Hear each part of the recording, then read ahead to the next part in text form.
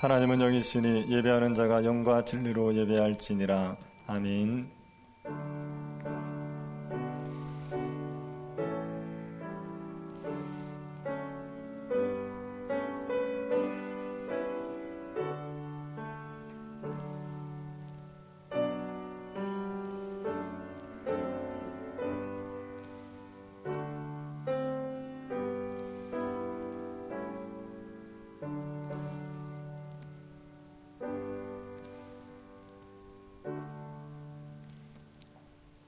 우리를 사랑하신 하나님께서 우리에게 예배를 허락해 주심을 감사드립니다. 주께서 좋아하시는 예배에 우리를 부르셨사오니 주의 은혜가 풍성한 예배 되게 하여 주옵소서. 우리를 향하여 일랑 미쁘신 하나님께 감사와 찬양과 영광을 돌리는 복된 예배 되게 하여 주옵소서. 걸어가신 예수님 이름으로 기도드립니다. 아멘. 찬송가 31장 찬양하겠습니다.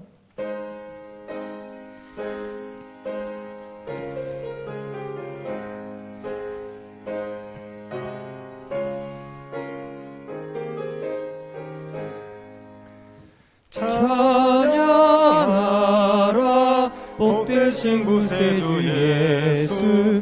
백성들아 사랑을 전하세. 경배하라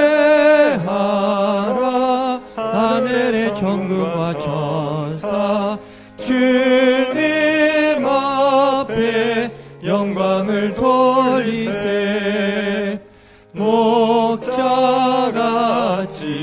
우리를 지키시고 종일 품에 늘 안아주시니. 찬양하라 높으신 권세를 찬양. 찬양 찬양 영원히 드리세. 찬양하라 복되신 구세주 예수. 우리 대신 죽임을 당했네. 구주 예수 영원한 구원의 소망. 경배하며 겸손히 절하세. 찬양하라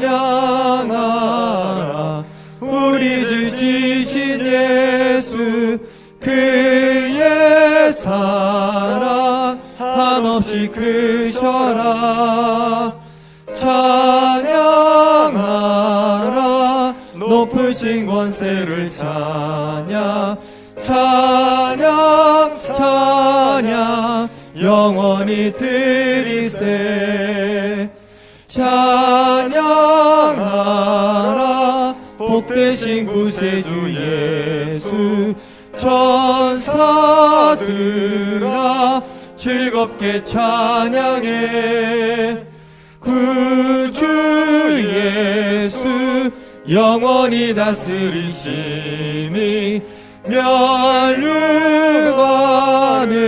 주 앞에 드리세.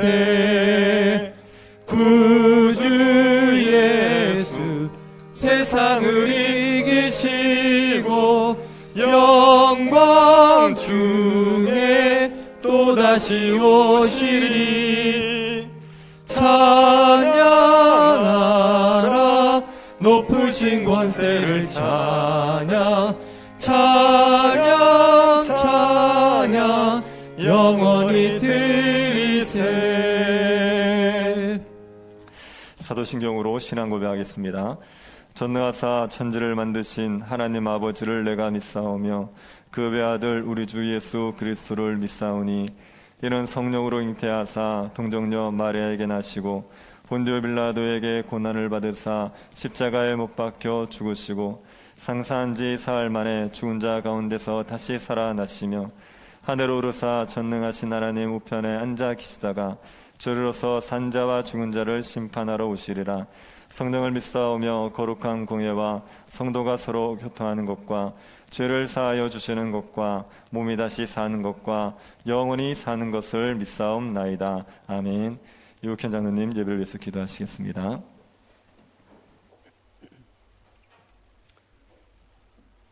하나님 아버지, 은혜를 감사드립니다. 자격 없는 저희들을 하나님의 자녀 삼아 주시고 때를 따라 돕는 하나님의 은혜로 지금까지 인도해 주신 것을 감사드립니다. 오늘 또 복된 주일을 맞아 예배자로 말씀과 찬양과 기도 가운데 풍성한 은혜를 누리게 하시니 감사와 찬양과 영광을 드립니다. 세상은 악하고 험하여 믿음으로 살아가기가 무척 힘들고 어렵지만 언제나 은혜 가운데 지켜주시고 소망 중에 살아가게 하시니 감사와 찬양을 드립니다. 주님께서는 저희들에게 너희는 먼저 그의 나라와 의를 구하라, 항상 기뻐하라, 쉬지 말고 기도하라, 범사에 감사하라 하셨지만 돌아보면 부끄러운 모습뿐입니다. 그럼에도 담대히 보좌 앞으로 불러주시는 신실하신 사랑과 은혜에 감사와 찬양과 영광을 올려드립니다. 저희들의 찬양과 경배를 받으시고 주님 홀로 영광 거두어 주시옵소서. 하나님 아버지, 이 시간 모든 문화의 성도들을 긍휼히 여기시고 주님께 드리는 저마다의 간구가 속히 응답받기를 비옵니다. 온 성도와 가정이 질병과 가난과 공고와 온갖 얽힌 문제로부터 해방되고 믿음 위에 든든히 있어서 하늘나라의 의와 희락과 평강을 마음껏 누림으로 하나님의 위대하심과 크신 사랑과 권능을 만천하에 드러내는 축복의 통로로 복음의 증인으로 살아가게 인도해 주시기를 비옵니다. 또한 우리 교회를 긍휼히 여기시사 예배당 이전이 순적하게 이루어지도록 은혜 베풀어 주시옵소서. 앞장서 일하는 분들에게 건강과 지혜와 믿음을 더하시고 모든 성도가 하나 되어 하나님 나라의 영광을 위하여 복음의 풍성한 열매를 맺기 위하여 함께 나아가도록 인도해 주시옵소서.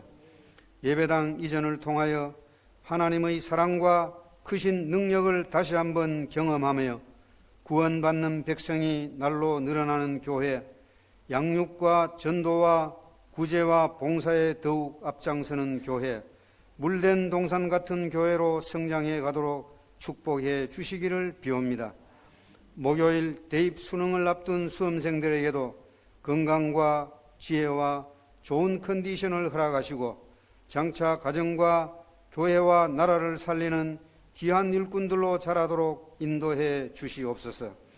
하나님 아버지, 최근 폭발적으로 만연하는 코로나 사태가 우리나라를 넘어 전 세계적으로 공포의 대상이 되었습니다.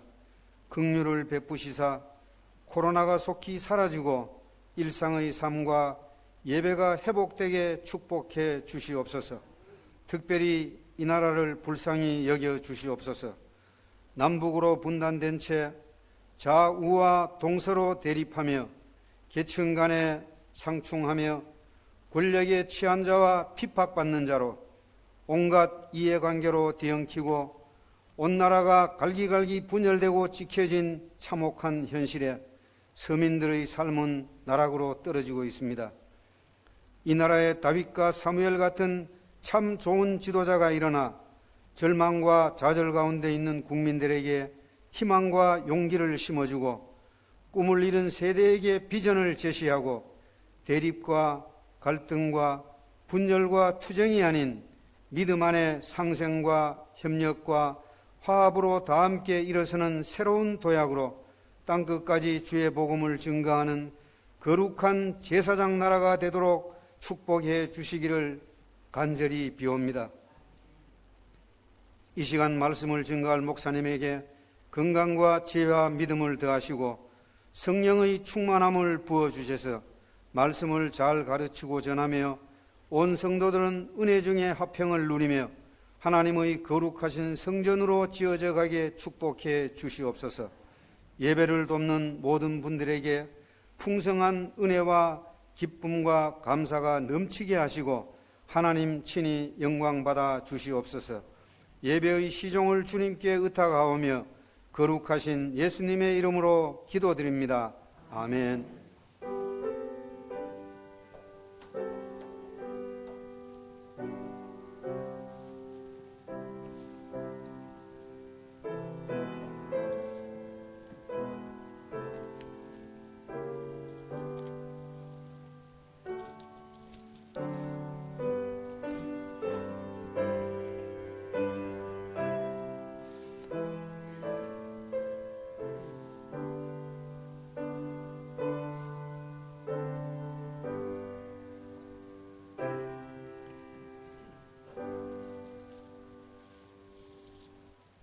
말씀을 보겠습니다. 마가복음 10장 1절부터 12절 말씀입니다. 마가복음 10장 1절부터 12절 말씀입니다.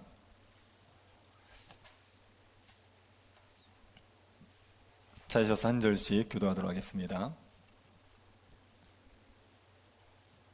찾으셨으면 교도하겠습니다. 예수께서 거기서 떠나 유대 지경과 요단강 건너편으로 가시니 무리가 다시 모여 들거늘 예수께서 다시 전례대로 가르치시더니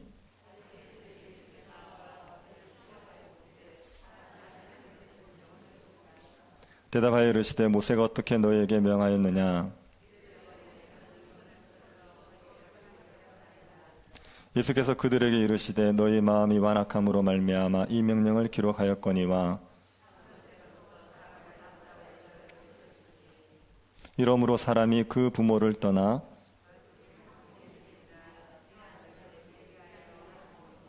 그러므로 하나님이 짝지어 주신 것을 사람이 나누지 못할지니라 하시더라.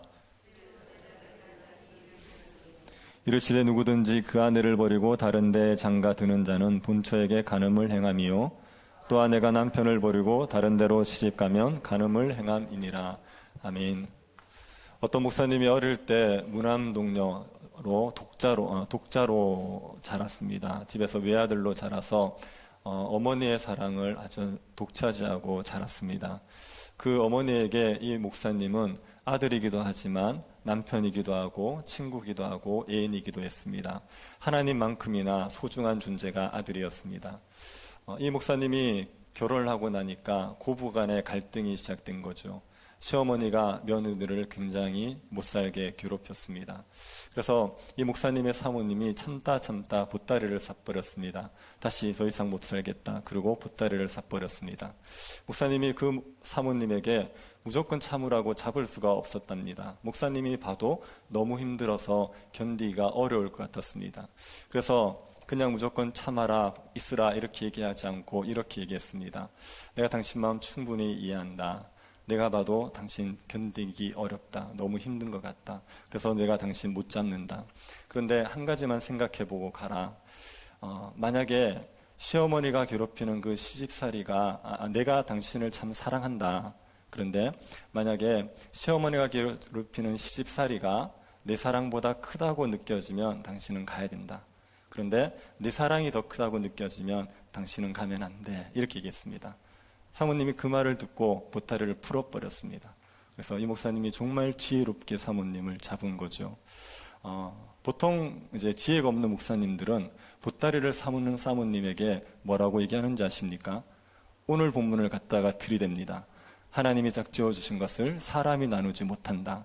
하나님께서 이혼을 금하셨는데 어디 사모가 이혼을 하려고 그러냐.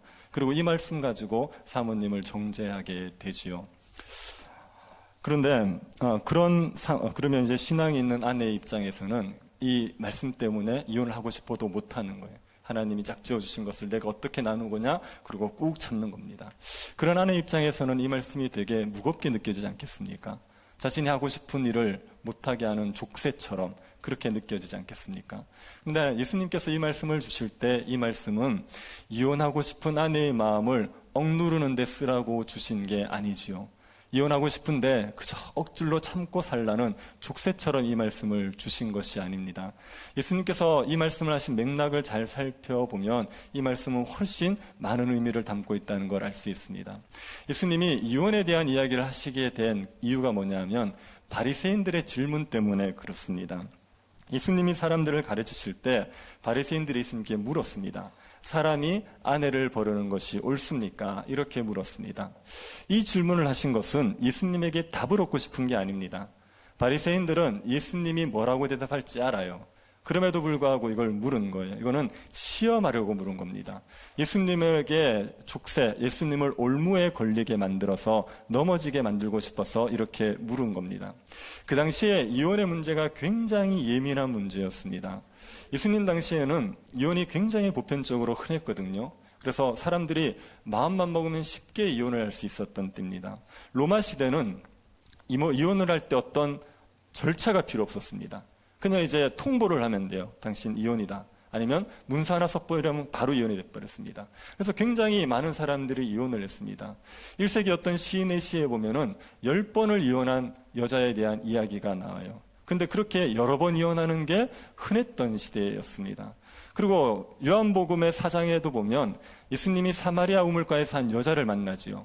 근데 그 여자가 4번 이혼한 여자거든요. 5번째 남편과 살고 있습니다. 그렇게 이혼이 빈번했던 때입니다. 그래서 많은 사람들이 이혼을 하고 있었고 또 이혼하고 싶은 사람들이 많았던 그런 때예요.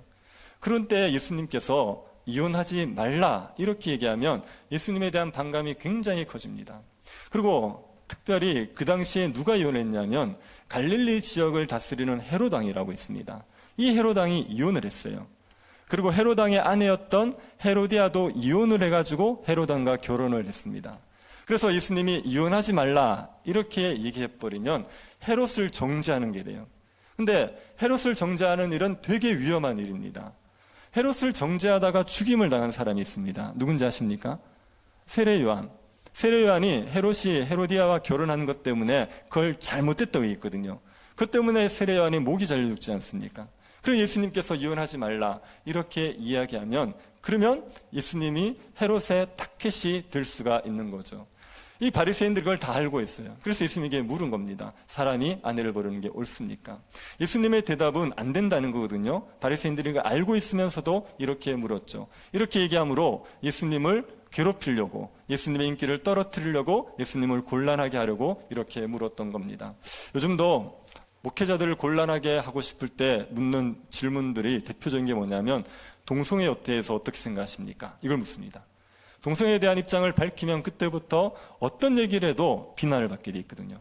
낙태에 대해서 어떻게 생각하십니까? 이런 문제는 굉장히 예민한 문제예요.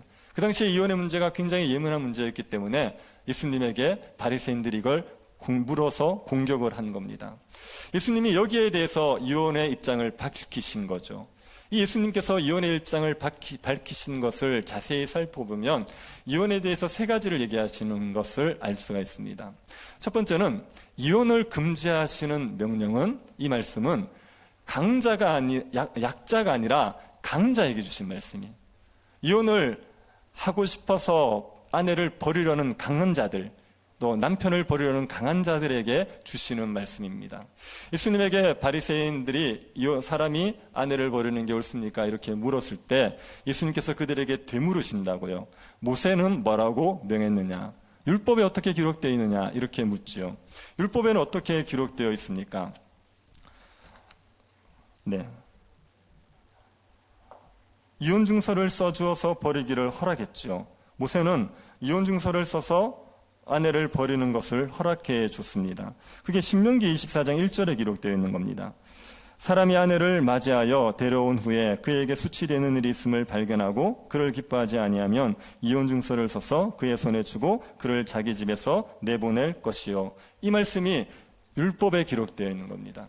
율법에는 아내를 데려왔을 때 수치되는 일이 발견되면 아내를 버릴 수 있습니다. 그때 이혼 증서를 써서 버릴 수 있습니다. 그러면 여기서 수치되는 일이 뭐냐는 문제가 생겨요.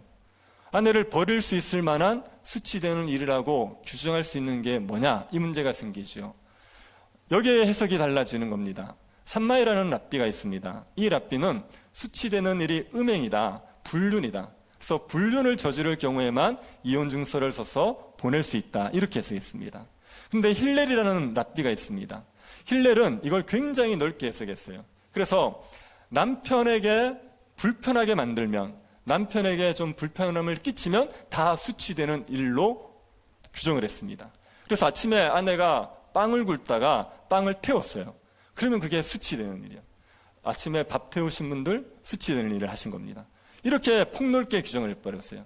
그런데 사람들이 샴마이 그 학파의 주장보다 힐렐 학파의 주장을 더 좋아했습니다. 그래서 조금만 남편에게 불편하게 끼치면 그러면 수치되는 일로 규정하고 사람을 버리는 일들이 있었죠. 그런 경우도 이혼이 허용된답니다. 아내보다 길 가는데 예쁜 여자를 본 거예요. 그래서 예쁜 여자가 있다는 것 때문에 아내를 버릴 수 있도록 그렇게까지 허용이 되었다고 말하고 있습니다. 그런데 이것은 이 바리새인들이 율법을 곡해한 거예요. 예수님께서는 모세가 왜 이런 율법을 주셨는지를 설명하십니다. 5절 한번 보십시오. 예수께서 그들에게 이르시되 너희 마음이 완악함으로 말미암아 이 명령을 기록하였거니와.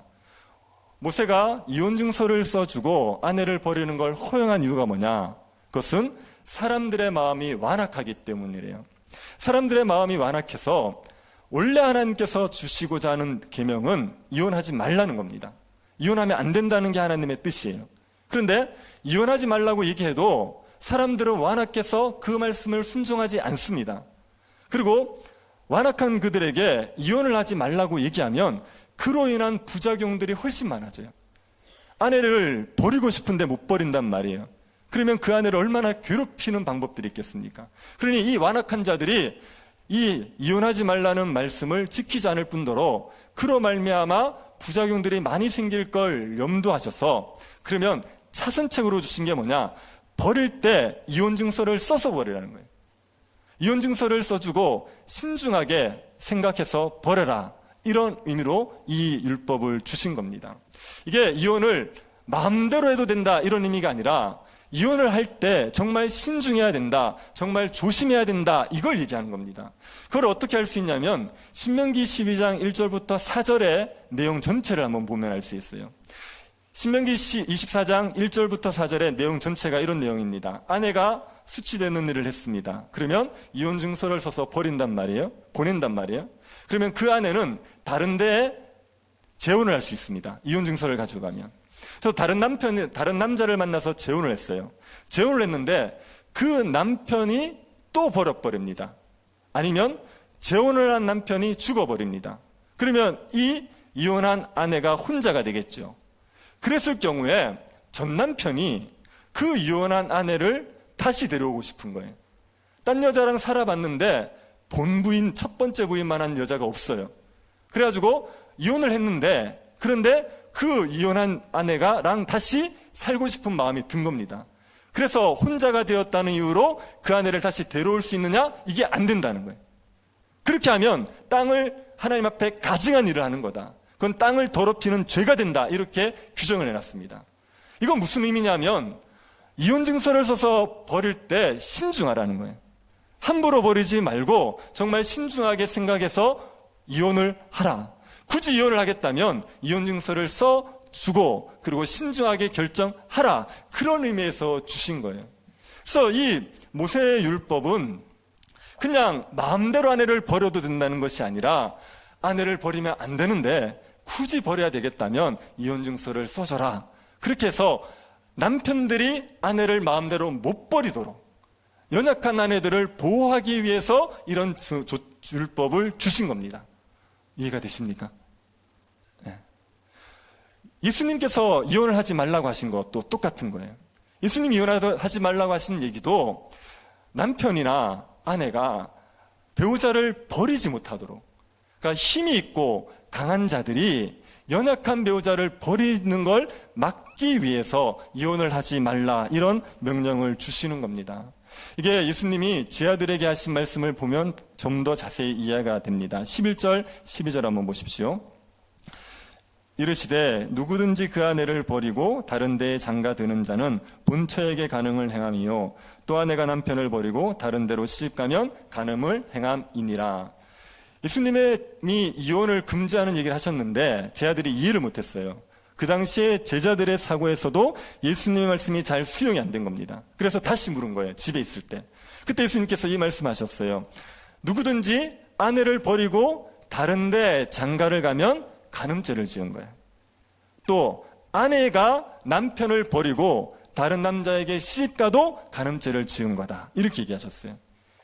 배우자가 연약하다고 버리는 사람들, 그리고 다른 사람에게 장가 시집을 가면 그러면 그게 간음죄라고 규정하신 겁니다. 그래서 예수님은 남편이든 아내든 배우자를 버리는 걸 금하시는 거예요. 힘이 있고 강하다고 해서 연약한 배우자를 버리는 걸 막기 위해서 이혼하지 말라, 이 말씀을 주신 겁니다. 여러분, 이혼은 경우가 굉장히 많습니다.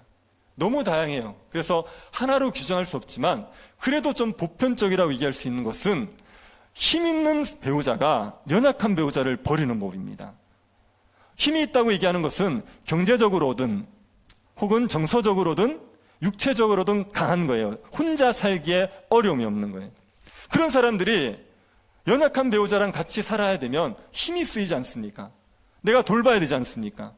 그냥 나에게 힘을 대고 나에게 도움이 되기보다는 내가 계속 섬겨야 된단 말이에요. 내가 계속 돌봐야 된다는 말이에요. 그게 싫은 거죠. 그게 괴로운 거죠. 그래서 버리고 싶은 마음이 들 수가 있습니다. 예를 들어 아내가 치매에 걸렸다고 생각해 보십시오. 젊은데 아내가 치매에 걸렸습니다. 그런 상태에서 아내를 평생 돌보는 게 얼마나 어렵겠습니까? 남편이 경제적인 능력이 없어요. 아내가 벌어서 남편을 먹여야 돼요. 그럴 때 얼마나 남편을 돌보는 게 어렵겠습니까? 그러니까 이게 힘드니까, 그러니까 연약한 배우자를 버리고 그냥 새롭게 시작하든지 혼자 편하게 살고 싶은 마음이 들 수가 있죠. 그걸 막는 게 이혼하지 말라는 거예요, 예수님. 그렇게 하지 마라. 그렇게 하면 안 된다 얘기하는 겁니다. 여러분, 율법이나 예수님의 말씀은 공의로운 법입니다. 공의로운 법이라는 얘기는 약자들이 억울하게 피해를 당하는 걸 막는다는 얘기예요. 강자들의 횡포를 막기 위해서 주어지는 겁니다. 그러니 모세의 율법도 마찬가지, 예수님의 말씀도 마찬가지, 힘이 있는 강자들이 연약한 배우자를 함부로 버려서 고통을 주는 걸, 이걸 막기 위해서 이혼을 금하신 겁니다. 그러니 연약한 자들에게 참고 살아라, 이 말씀 이전에 강한 자들에게 연약한 배우자를 버리면 안 된다, 그건 나쁜 거야, 이렇게 말씀하시는 겁니다. 그리고 이혼을 하지 말라고 하신 두 번째 내용에서 볼 수 있는 건, 요 이혼하지 말라는 말씀은요, 신자에게 주신 말씀입니다. 예수님이 제자들에게 주신 말씀입니다. 불신자들이 아닌 제자들에게 지키라고 주신 말씀이죠. 예수님이 이혼하지 말라는 말씀을 주신 때가 언제냐면 예루살렘으로 올라가던 길입니다. 여러분 1절을 한번 보시겠습니까? 예수께서 거기를 떠나 유대 지경과 요단강 건너편으로 가시니 무리가 다시 모여 들거늘 예수께서 다시 전례대로 가르치시더라. 예수께서 거기서 떠나 얘기할 때 거기는요, 가버나움이에요. 그리고 유대 지경이라고 있지 않습니까? 가버나움은 이스라엘의 북쪽에 있습니다. 그리고 유대 지경은 이스라엘의 남쪽에 있어요. 여기에 뭐가 있느냐? 예루살렘이 있습니다. 그래서 예수님이 가버나움에서 떠나서 예루살렘으로 가시는 게 여행의 목적이었습니다. 그런데 1절을 보면 유대를 지나서 요단강 건너편으로 간 것처럼 돼 있죠. 예수님은 예루살렘에 가기 위해서 출발하신 거거든요. 그러면 가버나움에서 유대 땅으로 가면 거기가 목적지에 도착한 겁니다. 그런데 마가의 설명을 보면 유대에서 요단강을 건너간 것으로 보여요. 그럼 이제 예수님이 예루살렘 갔다가 다시 요단강을 건너가신 거니까 이건 잘 이해가 안 되는 겁니다. 그런데 마가의 이 설명은 뭐냐면 예수님이 가버나움에서 유대 땅으로 가시는데 요단강 건너편을 거쳐서 가셨다는 의미입니다. 지도를 한번 보시겠습니까? 가버나움이 보이시죠? 네, 갈릴리 바다 위쪽에 가버나움 도시가 있죠. 저기에서 이제 출발하신 거예요. 저기에서 출발해서 갈릴리 지역을 쫙 지나셨습니다. 그리고 갈릴리를 지나 계속 내려가면 사마리아를 통과하고 예루살렘으로 가게 돼 있어요. 원래 그렇게 가면 됩니다. 그런데 누가복음 9장을 보면 예수님께서 예루살렘 가시는 길에 사마리아를 통과하려고 그랬더니만 사마리아 사람들이 예수님을 거절했어요. 통과하는 걸 허용치 않았어요. 그래서 열받은 요한과 야고보가 사마리아에 불을 내려야 된다 그러죠. 근데 예수님께서 꾸짖는다고요. 그러면 안 된다. 그리고 돌아가십니다. 그 지역이 아마 기나이 지역일 거라고 추측합니다.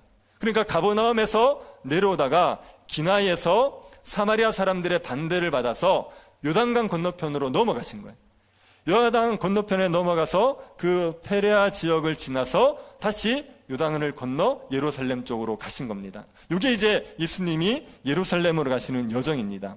요 여정 동안 예수님께서 하신 일은 제자들을 가르치는 게 주목적이었어요. 사람들을 가르치고 기적을 행하고 이런 것들보다 제자라면 어떻게 살아야 되는지 이것 가르치는데 모든 노력을 기울이셨습니다. 그래서 그 예루살렘에 가는 길에 제자들에게 가르쳤던 제자도가 이런 말씀들이에요. 9장 34절 보십시오. 무리와 제자들을 불러 이르시되 누구든지 나를 따라 오려거든 자기를 부인하고 자기 십자가를 지고 나를 따를 것이니라. 예루살렘 가는 길에 예수님께서 나의 제자가로 살려 그러냐? 그러면 자기를 부인해라. 자기 십자가를 져라. 이걸 가르치셨어요. 자기를 부인하라는 얘기는요, 자기가 없는 거예요. 자기를 신경 쓰지 않는 겁니다. 내가 어떤 대접을 받는지, 내가 어떤 복지를 누리는지, 내가 어떤 안위를 누리는지 이거에 대해서 조금도 개의치 않는 게 자기를 부인하는 겁니다. 그리고 오로지 예수 그리스도만을 생각하고 예수 그리스도만을 따르는 게 자기를 부인하고 십자가를 지는 거죠. 이게 예수님의 제자들에게 요구하신 겁니다. 예루살렘 가는 길에 가르치신 겁니다. 그리고 또 10장 35절도 보십시오.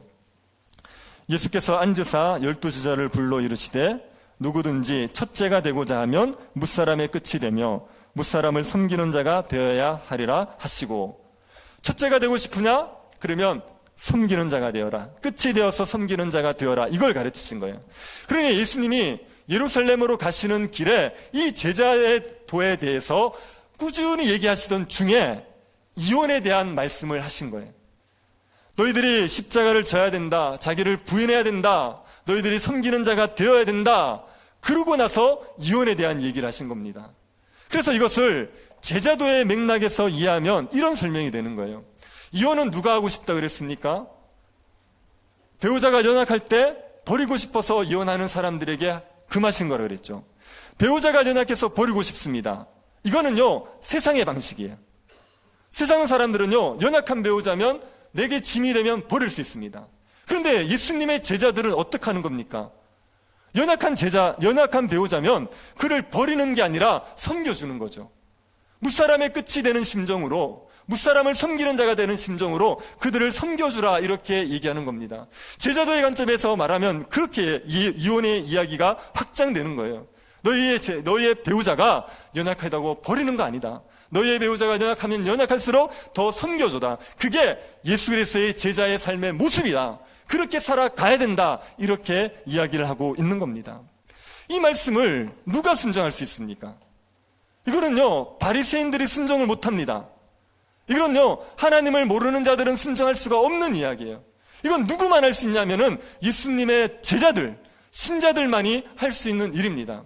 여러분, 예수님의 가르침이 모세의 율법보다 더 수준이 높지요. 네. 모세의 율법은 이혼 증서를 줘서 이혼을 할 수 있다는 거 아닙니까? 근데 예수님께서는 이혼하지 말라, 이혼을 하지 말 뿐 아니라 연약한 배우자는 섬겨주라는 거예요. 이거는 모세율법보다 수준이 더 높지요. 왜 이렇게 높은 수준을 요구하십니까? 예수님의 제자들은 율법을 뛰어넘는 수준이거든요. 예수님의 제자가 된다는 것은 율법을 능가하는 하나님 나라의 백성의 원리에 따라서 살아갈 수 있는 존재가 되었다는 겁니다. 마음이 완악한 자는 모세율법을 못 지켜요. 예수님의 율법도 못 지킵니다. 말씀도 못 지킵니다. 마음이 완악한 태에서는 이걸 할 수가 없어요. 그런데 신자는 어떤 존재입니까? 신자는요, 마음이 변화된 자들이, 마음이 새로워진 자들, 돌같이 굳어진 마음, 돌같이 딱딱한 마음이 바뀌어서 부드러운 마음이 된 자들이 신자들입니다. 여러분, 신자를 새 언약의 백성 이렇게 얘기하죠. 요즘에 젊은 사람들은 새 언약의 백성 이러면요, 이단의 냄새를 느낍니다. 하도 이상한 데서 많이 써가지고. 그런데 새 언약의 백성이라는 게 굉장히 좋은 거예요. 새 언약의 백성이라는 얘기는요, 율법이 마음에 새겼다는 얘기입니다. 우리의 마음판에 율법이 새겨져서 마음으로부터 율법을 순종하는 존재가 되었다는 게 새 언약의 백성이 되었다는 이야기예요. 신자들은 그런 새 언약의 백성이 되었기 때문에 율법을 지킬 수 있을 뿐 아니라 율법을 능가하는 삶들을 살아갈 수가 있어요. 그래서 예수님께서 그 제자들에게 이걸 요구하시는 겁니다. 하나님이 짝지어준 거 사람이 나눌 수 없다. 배우자가 연약하냐? 더 섬겨줘라. 종이 되어서 섬겨줘라. 이렇게 요구하고 있는 겁니다. 신자들이 이렇게 살아가죠. 우리 교회에서도 이렇게 살아가시는 분들이 많이 있습니다. 여러분도 지금 다 이 말씀 때문에 참고 사시는 거 아닙니까? 제가 아는 어떤 집사님 한 분, 제가 정말 그분이 존경스러웠던 게 남편이 몇 년간 투병을 하셨어요. 그러니까 아무 고동을 못하고 그냥 침대에 누워서 제가 알기에 한 7년 이상 투병을 하셨어요. 그런데 이 아내분이요, 옆에서 정말 정성껏 간호를 했습니다.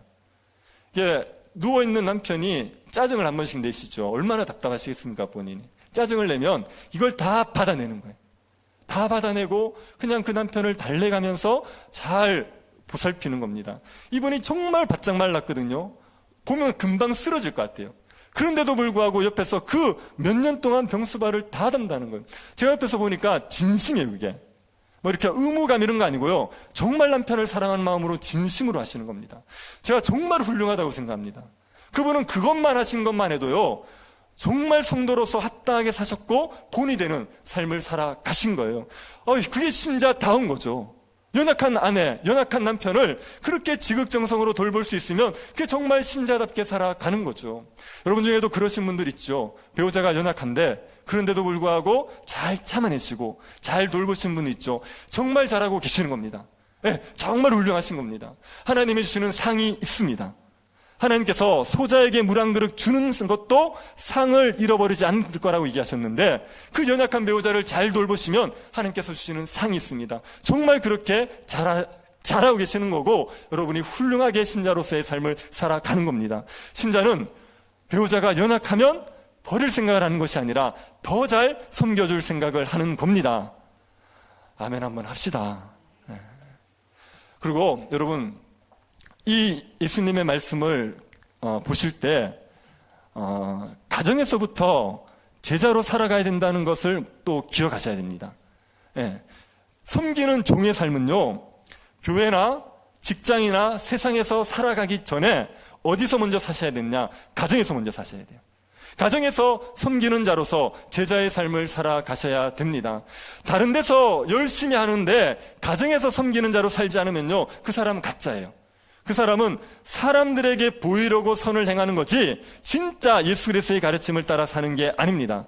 그래서 가정에서 섬기는 자로 살아가셔야 되는 겁니다. 여러분이 신자로서 정말 잘 사는지 확인하고 싶으면요, 여러분의 가족들이 여러분 때문에 행복한지를 보시면 돼요. 여러분이 가정에서 섬기는 자로 살면 여러분의 가족들이 여러분 때문에 행복하게 되어 있어요. 아내가 여러분 때문에 행복하게 되어 있습니다. 여러분의 자녀들이 여러분 때문에 행복하게 되어 있습니다. 여러분의 부모님이 여러분 때문에 행복하게 되어 있습니다.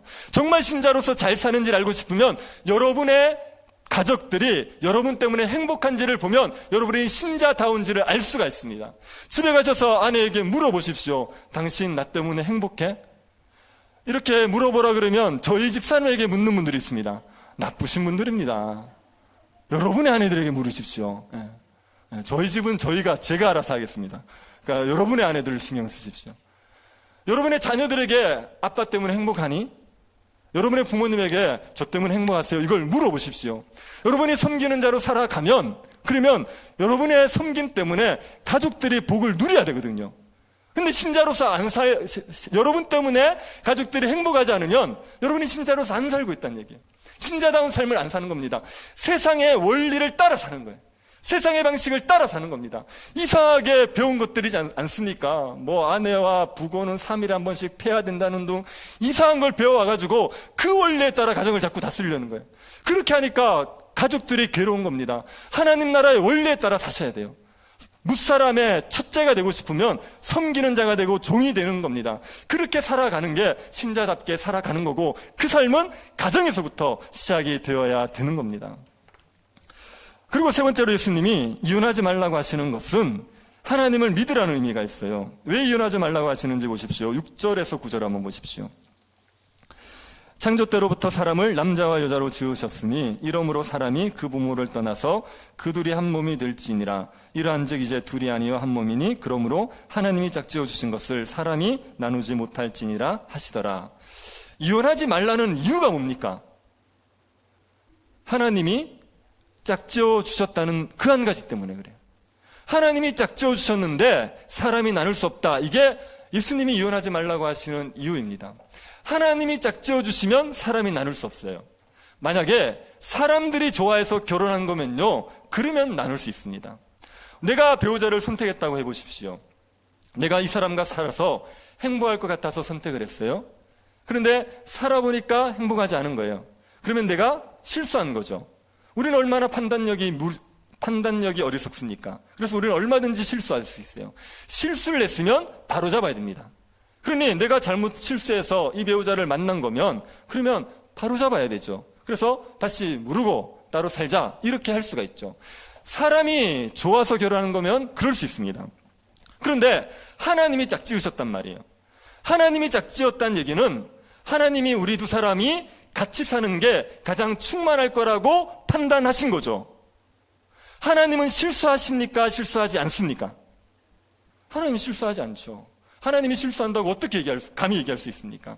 하나님이 실수하지 않으시면 하나님께서 우리 두 사람을 만나게 한 건 실수로 만나게 하신 게 아닌 거예요. 하나님의 그 지혜로운 판단 가운데서 두 사람을 만나게 하신 겁니다. 우리 두 사람이 함께 사는 게 가장 충만해지고 하나님께 영광이 된다는 걸 하나님께서 판단하셨기 때문에 만나게 하신 거예요. 그러면 두 사람이 마음에 안 든다고 나눌 수 없어요. 두 사람이 안 맞으면 뭘 해야 됩니까? 하나님이 맺어주셨으면 그때부터 맞춰가야죠. 하나님께서 우리를 만나게 하셨으니까 그러니까 서로 모난 부분들을 따듬어서 같이 한번 맞춰보자 이렇게 들어가야 되는 거죠. 여러분 결혼식 할 때 서약을 하시지 않습니까? 서약을 하는 의미가 이런 의미예요. 예, 우리의 가정은 내가 세운 거 아니다. 우리의 가정은 하나님이 세우신 거다. 하나님이 우리를 만나게 하셨기 때문에 하나님께서 우리의 가정을 세우신 분이다. 이걸 인정하는 게 서약입니다. 그래서 결혼식에서 서약은 굉장히 중요해요. 결혼식 할 때 뭐 이렇게 다른 것들 하객들에게 축하받고 우리 결혼 알리고 이런 것들에 관심을 기울이시는 분들이 있는데 아니요, 그게 문제가 아니라 하나님 앞에 서약을 하셔야 돼요.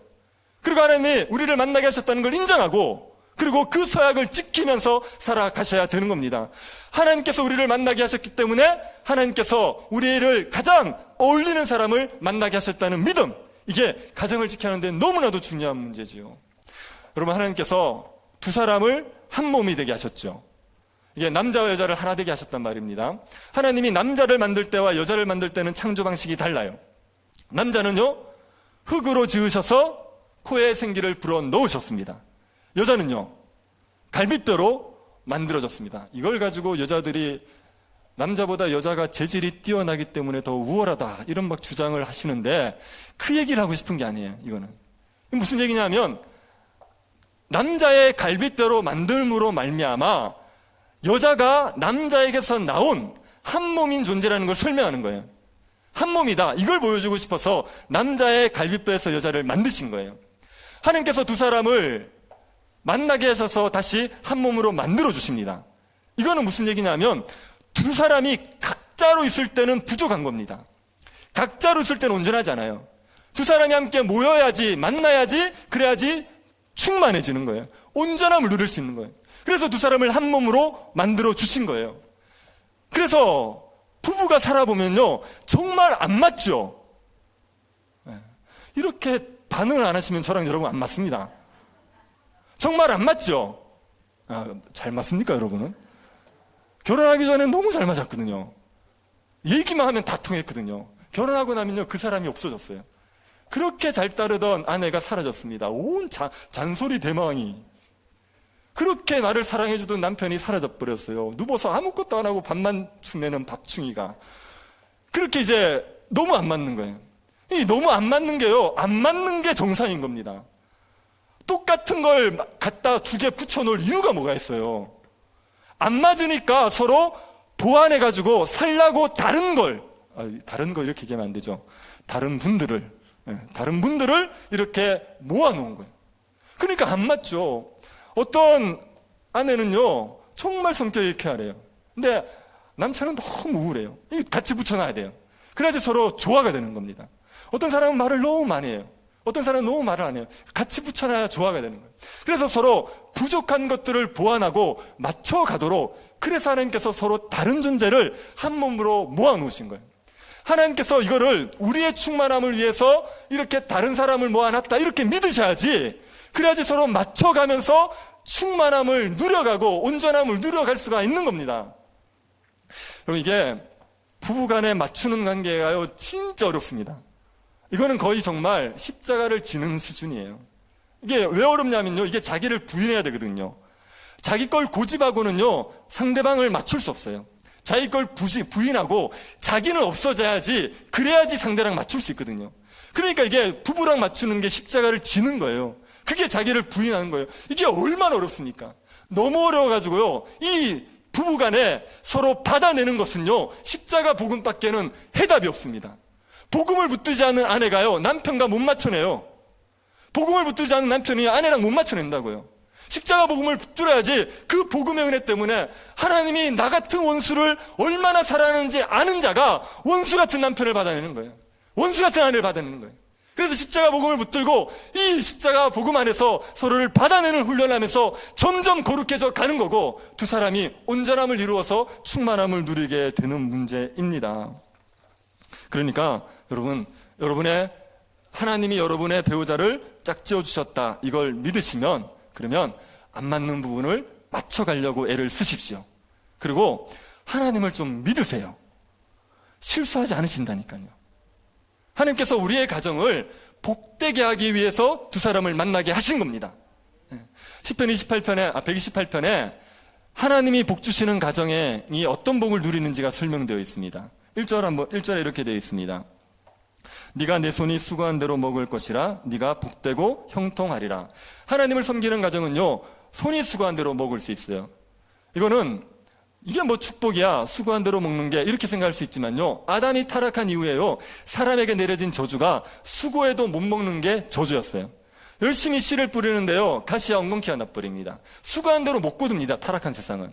그런데 하나님을 섬기는 가정은요, 수고를 하면 거둘 수 있어요. 뿌린 대로 거둘 수 있는 복을 누리게 되어 있습니다.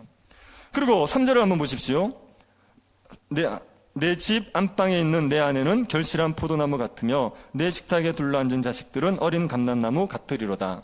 아내를 포도나무에 비유합니다. 포도나무는 송이가 많죠. 이거는 자녀를 많이 낳는다는 얘기예요.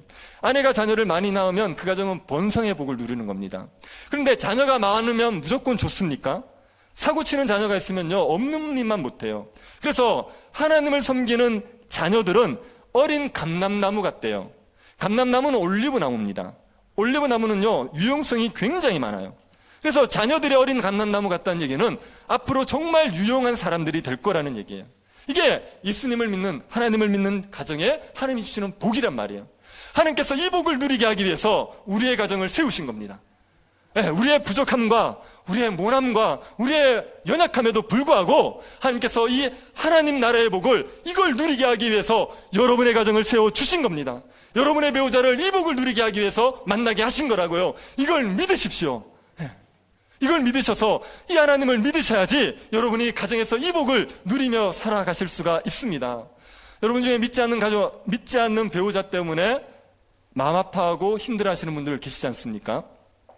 여러분의 배우자를 하나님께서 여러분처럼 그렇게 거듭나게 하실 것을 믿으십시오. 우리 남편은 절대로 예수 안 믿을 사람이야. 여러분, 그렇게 믿으시면요, 절대로 예수 안 믿습니다. 내 아내는 절대로 교회 안 나올 아내야. 그렇게 믿으시면 그 아내 교회 안 나와요. 여러분, 그렇게 믿고 있는데 어떻게 나옵니까? 하나님이 여러분을 변화시켜 주신 걸 믿으십니까? 여러분이 예수 믿을 만한 사람이셨습니까? 여러분은 교회에 나올 만한 사람이셨습니까? 아니요, 우리가요, 얼마나 믿기 어려운, 정말 안 믿을 것 같은 사람들 아니었습니까? 우리를 하나님이 거듭나게 하셨잖아요. 우리를 변화시키셨잖아요. 그 하나님께서 나와 한 몸 된 배우자를 왜 그냥 두겠냐고요. 나를 살려내신 하나님이 나와 한 몸 된 배우자도 동일하게 살려내시지 않겠습니까? 그 믿음을 가지시고 믿음으로 섬기는 종으로서의 삶을 살아가십시오. 신자답게 가정에서 섬기는 자로 삶을 살아가면 교회에 나오라고 잔소리를 하라는 얘기 아니라 정말 남편을 잘 섬기고 아내를 잘 섬겨주면, 그러면 그 하나님의 은혜가 부어지는 날이 오게 되어 있습니다. 그래서 하나님이 주시는 가정의 복을 누릴 수가 있습니다. 하나님께서 우리를 만나게 하셨기 때문에 가정의 복도 누리게 하실 줄을 믿으시기 바랍니다. 그리고 우리가 한 가지를 더 생각해 봅시다.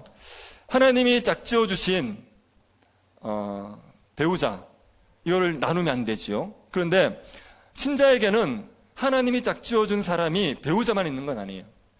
우리 신자들에게는 또 하나님이 한 몸 되게 하신 분들이 있습니다. 누구겠습니까? 교회 성도들이요. 교회 성도들은 다 하나님이 한 몸 되게 만든 분들이에요. 하나님께서 우리를 한 몸 되게 하셨다는 게 부부와의 한 몸과는 좀 다르죠. 부부는 육체적으로도 한 몸입니다. 그러나 성도들은 영적으로 한 몸이에요. 영적으로 다 한 몸이 되어 있습니다. 이 한 몸된 성도들을 나눌 수 없어요. 이 한 몸된 성도들을 나누면 안 됩니다. 하나됨을 깨뜨리시면 안 됩니다. 부부가 하나됨이 깨어지면, 분열하면 몸이 찢어지는 고통을 겪어요. 마찬가지로 성도들도 하나됨이 깨어지면 몸이 찢어지는 고통을 겪습니다. 다른 성도랑 관계가 틀어졌는데 나는 아무렇지도 않아. 그 사람은요, 신자됨을 다시 의심해 봐야 되죠. 그럴 수 없거든요. 신자는 한 몸 된 신자들과 관계가 불편하면 삶이 굉장히 괴롭습니다. 그 마음이 불편해서 견딜 수가 없어요. 너무너무 괴롭게 되어 있어요. 그래서 이 한 몸됨을 나누지 못하고 하나됨을 깨트릴 수가 없습니다. 같이 교회 생활하다가 보면 연약한 신자들이 있어요. 연약한 신자들이 있어서 참 교제하기가 어렵고 또 같이 하기가 어려운 신자들이 있을 수 있습니다. 그래서 마음에 안 드는 성도들과 교제를 안 하시는 분들이 있는데, 그러면요, 여러분이 충만함을 못 누리게 되어 있습니다. 하나님께서 성도들을 부르실 때, 우리 교회에 성도들을 딱 부르실 때 그 사람을 통하여서 교회를 충만하게 하기 위해서 부르신 거예요. 솔로몬 성전에 벽돌이 많죠. 그 벽돌들이 다 공급해와서 성전을 쌓지 않습니까? 그 벽돌 하나가 빠져버리면 성전이 온전하지 못하죠. 그것처럼 지금 각지에 있는 사람들을, 성도들을 하나님께서 우리 교회에 보내신 거예요. 그래서 여기에서 함께 충만함을 누리도록 만들어 놓으셨어요. 그런데 내가 한 성도가 마음에 안 들어요. 그래서 그 성도랑 관계를 딱 끊어버리지 않습니까? 그러면 그 성도가 나를 충만하게 할 수 있는 걸 내가 못 누리는 거예요. 교회의 충만함을 못 누리게 되는 겁니다. 그래서 성도들과의 관계를 함부로 끊지 않는 거죠, 신자들은. 성도들의 관계를 잘 지켜가기 위해서 애를 쓰게 되는 겁니다. 연약한 성도들이 있을 때 문제를 일으키는 성도가 있지 않습니까? 그럴 경우에 자꾸 잘라내시려는 분들이 있어요. 저 사람 우리 교회에 있는 게 별도만데 내보내자, 뭐 이렇게 생각하시는 분들이 있어요. 여러분의 몸에 지체가 병이 들면 도움 안 되니까 자르자 이러십니까? 새끼손가락이 잘 못 움직여요. 잘라버리자. 엄지발가락이 잘 못 움직여요. 잘라버리자. 그럽니까? 아니요, 우리의 몸의 지체를 자르지 않지 않습니까? 그러면요, 우리 가운데 있는 연약한 지체들, 병들었다고 말할 수 있는 지체들도 자르지 않는 거예요. 끝까지 품어가고, 우리는 몸에 지체가 연약하면 잘해주죠. 그렇게 해주는 겁니다. 성도 중에 연약해서 자꾸 문제가 일으키는 사람이 있으면요, 그러면 잘해주는 거예요. 잘해줘서 그 연약함을 벗어버리고 그 온전한 성도로 자라갈 수 있도록 도와주는 게, 그게 교회의 원리죠. 교회의 삶의 모습인 겁니다. 여러분, 자꾸 세상의 방식을 따르고 세상의 가치관을 가지고 살아가려고 하지 마십시오. 우리 하나님 나라의 가치관은 세상의 가치관과 다릅니다. 크고자 하면 섬기는 자가 되는 게 하나님 나라의 가치관이란 말이에요. 잘나고 똑똑한 사람들을 잘해주는 건 세상의 방식입니다. 그거는 보통 사람들이 누구를 칭찬하냐면요, 잘하는 사람을 칭찬해요. 그런데 칭찬은 잘하는 사람에게 필요합니까? 못하는 사람에게 필요합니까? 이건 대답해 보십시오. 칭찬은 잘하는 사람에게 필요합니까? 못하는 사람에게 필요합니까? 잘하는 사람은 칭찬 안 해도 알아서 잘해요. 못하는 사람이 칭찬이 필요한 거예요. 못하니까 얼마나 자기 괴롭겠습니까? 그러니까 칭찬이 필요하고 격려가 필요한 거 아닙니까? 그러니까 교회는 이 방식을 따라야죠. 연약하면 더 잘해주고, 부족하면 더 챙겨주고, 모자라면 더 채워주려고 그러고, 이렇게 해서 세워갈 생각을 하셔야 됩니다. 그게 교회의 방식이란 말이에요. 유용성이 없다고 잘라내는 건 기업에서 할 수 있습니다.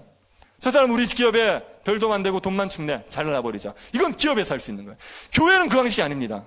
교회는 그 방식이 아니에요. 연약할수록 그래도 존재적으로 하나라는 걸 믿고, 나와 한 몸이라는 걸 믿고, 할 수 있으면 잘 섬겨주고, 할 수 있으면 잘해서 온전하게 세워가려고 애쓰는 게, 그게 하나님 나라의 방식이고, 교회는 그 방식을 따라 살아가야 됩니다. 여러분, 하나님이 짝지어 주신 것을 사람이 나눌 수 없습니다. 그러니 가족들, 가정에서 이 말씀에 순종하셔서 여러분의 배우자를 연약하다고 벌을 하지 마시고, 연약할수록 더욱더 섬겨주려고 애쓰시기를 바랍니다. 하나님이 짝지어 주신 것을 사람이 나눌 수 없습니다. 교회에서도 연약한 성도들을 외면하지 마시고, 연약할수록 더 잘 섬겨서 함께 온전함을 이루어갈 수 있는 그런 교회 될 수 있기를 간절히 바랍니다. 하나님 아버지, 은혜에 감사드립니다. 지혜로우신 하나님께서 우리의 가정을 세워주심을 감사드립니다. 하나님이 짝지어주신 배우자를 사랑으로 섬기게 하옵소서. 사랑으로 종로로 타면서 하나님 나라의 복을 누리는 가정이 되게 하여 주옵소서. 받아내기 힘든 배우자로 인하여서 마음 아파하는 성도들에게 복음의 은혜를 허락하시사 인내할 수 있게 하여 주옵소서. 실수하지 않으시는 하나님께서 반드시 복된 가정이 되게 하실 줄을 믿게 하옵소서. 교회를 한 몸으로 만들어 주심을 감사드립니다. 하나님께서 한 몸 되게 하신 성도들을 귀히 여기며 하나됨을 힘써 지킬 수 있도록 은혜 베풀어 주옵소서. 걸어가신 예수님 이름으로 기도드립니다. 아멘. 찬송가 559장 부르시면서 봉헌하도록 하겠습니다.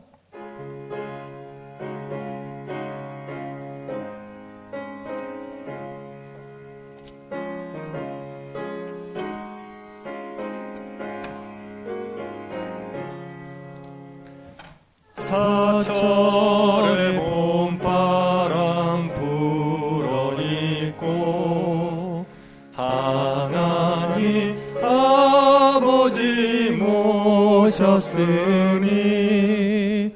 믿음의 반석도 든든하다. 우리 집 즐거운 동산이라. 고마워라 임마누엘, 예수만 섬기는 우리 집. 고마워라 임마누엘, 복되고 즐거운 하루하루.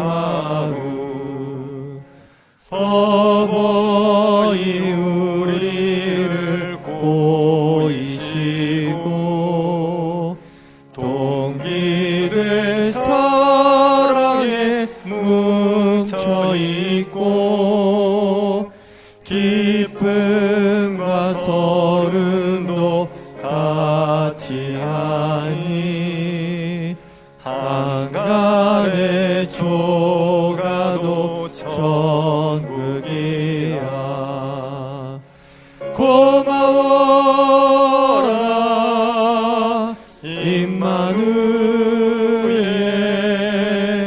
예수만 섬기는 우리 집. 고마워라 임마누엘, 복되고 즐거운 하루하루. 아침과 저녁에 수고하여 다같이 일하는 온 식구가 한 상에 둘러서 먹고 마셔. 여기가 우리의 낙원이라. 고마워라 임마누엘, 예수만 섬기는 우리 집. 고마워라 임마누엘, 복되고 즐거운 하루하루. 저희들을 사랑하셔서 메마른 광야에서도 시냇가에 심은 나무 같게 하신 하나님께 감사드립니다. 매일매일 주께서 주신 은혜로 살았음을 고백하며 감사의 예물을 드립니다. 소득을 주신 것을 감사하고 어려운 상황에 동행해 주심을 감사하고 가정과 자녀를 지켜주심을 감사함으로 예물을 드립니다.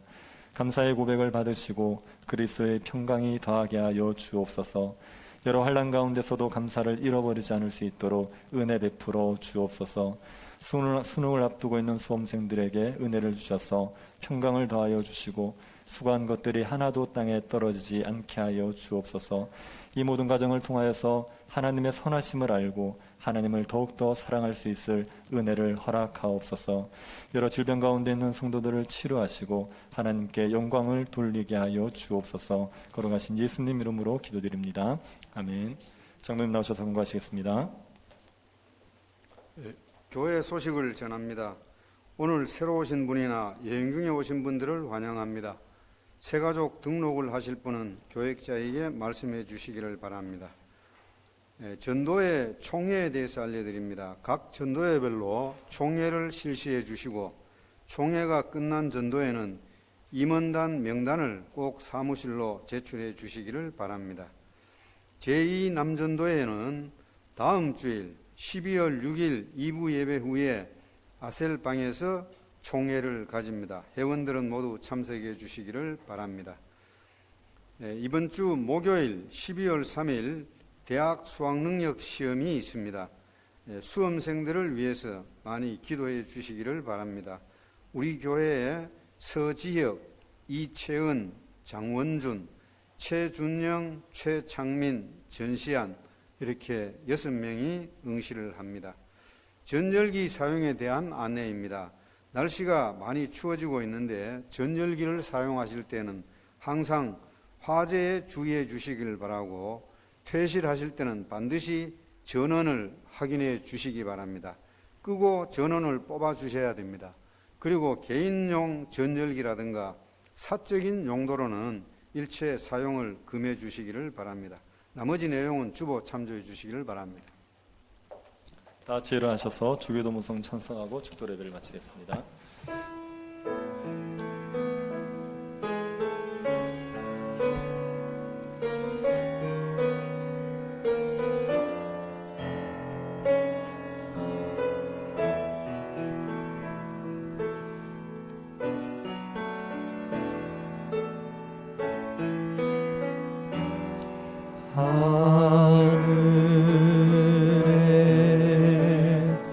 하늘에 계신 아버지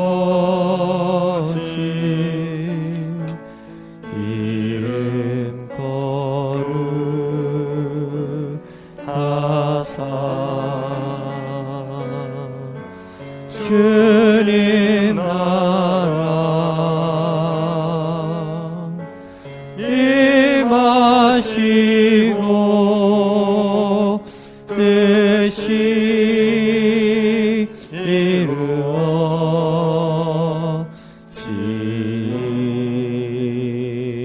이루어지이다.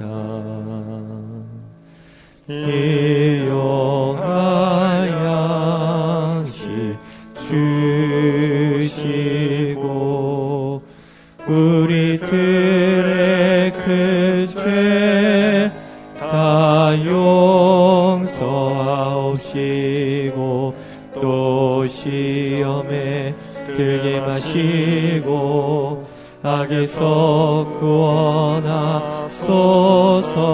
때께 주의 나라 주의 권세 주의 영광 영원히